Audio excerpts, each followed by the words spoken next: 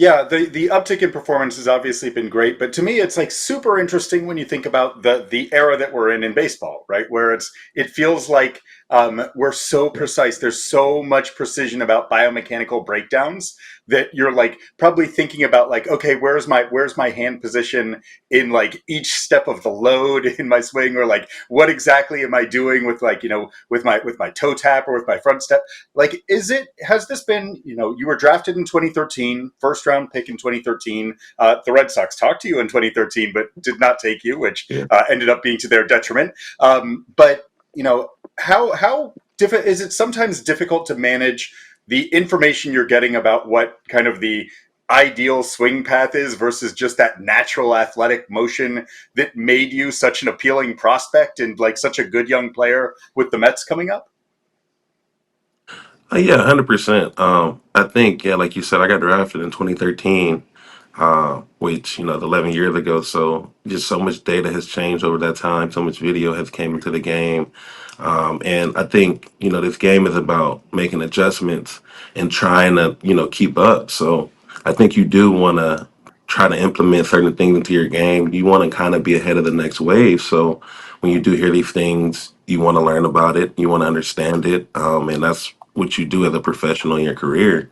And for me, yeah, like you said, I think, as a hitter, there's several types of hitters. Some hitters are, very mechanical, like you said. They have to really focus on their angles, holding certain positions with their hands, holding their hip. And it's certain things you have to do to have success at the plate. All good hitters, they might not start a certain way, like the same, but they all get to a certain position to make them have certain consistencies. So, I think, yeah, what I did, in the prep levels and obviously coming up through the minor leagues, it helped me get into a good position to have that success. And then, I kind of got away from it because I wanted to learn new things. I wanted to figure out how to drive the ball a little bit more and, learning a new wave. That's just kind of where it took me. So it's just trial and error. And like I said, getting over here to the Red Sox, it's just been a breath of fresh air where you can kind of be you and not have to go along the same cookie cutter approach that some of these coaches or teams go by. So as a hitter, what do you care about? Like, are you looking for like the feel of the ball off the bat?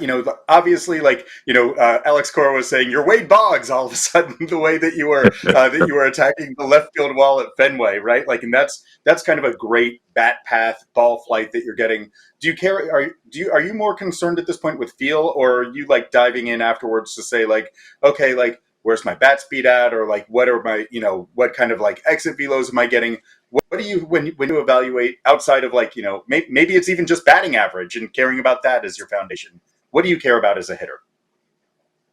Well, I think it's several things. I think one is like obviously how hard you hit the ball, and then like the way you spin the ball.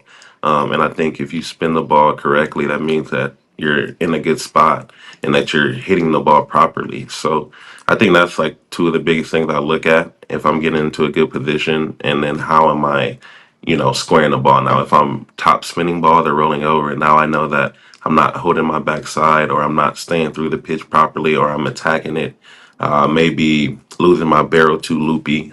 So it's several different things that are keys where I know that I'm in a good spot. And one of the keys are when I'm hitting the ball to left field like that. If I'm driving the ball to opposite field, which is something I did my whole life, that means that I'm in a really good spot, and that makes me very dangerous because that means that I'm on breaking balls. That means that I'm staying through heaters, and it just makes it a tougher at bat for pitchers.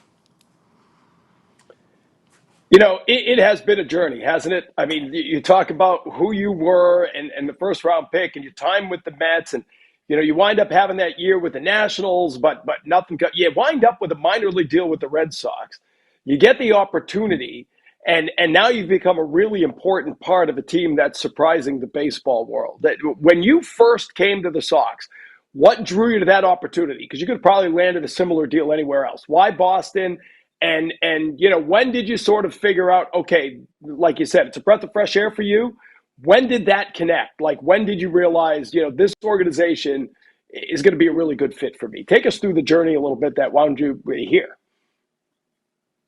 Yeah, well, I think a lot of it at the time, it was about opportunity. And Costas went down.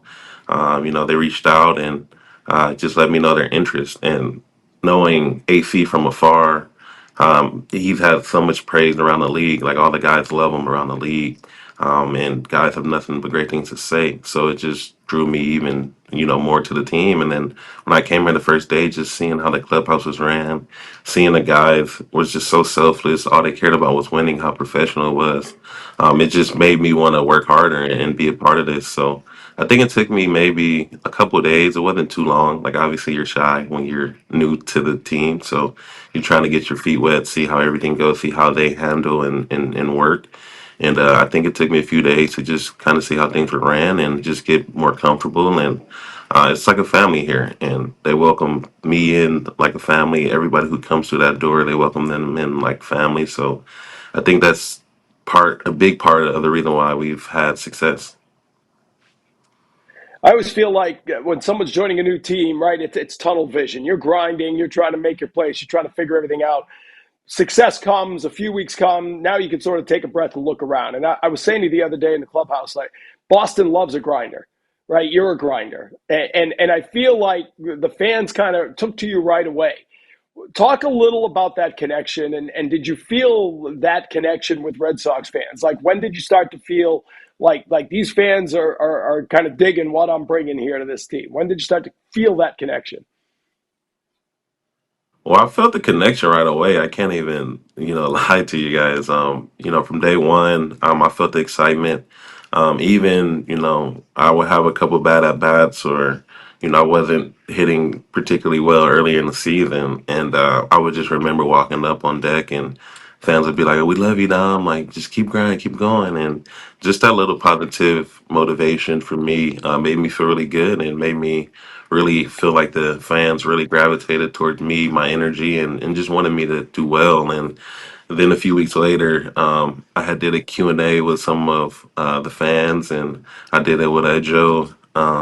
And, you know, just seeing their reaction, see how genuinely you could just tell that they really just enjoy watching me play. And I felt like I wasn't even playing well at the time, and they just kept saying, they love my defense, and I'm like, dang, I just made like 4 errors, like, but it's just been awesome. It's just been awesome, just to see how they reacted towards me and just how much that they really love watching me, and I just want to do what I can to help this team win, make it to the playoffs, and get to the end goal. Well, I think it's interesting that you bring that up because one thing that's stood out to me at least is that you've remained like at when it was a difficult transition at the beginning, you stayed positive, right? And I think that you were a positive influence on the teammates around you, even though you were coming in as a guy who hadn't spent spring training with this group. You fit in well. You've been able to offer like a little bit of kind of like quote unquote veteran guidance.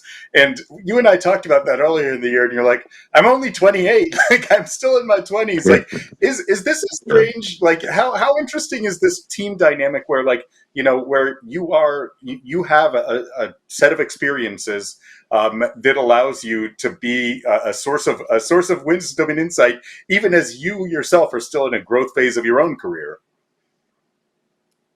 No, that's a great question, and I mean it's definitely a little different from when I first stepped into a locker room in like 2017.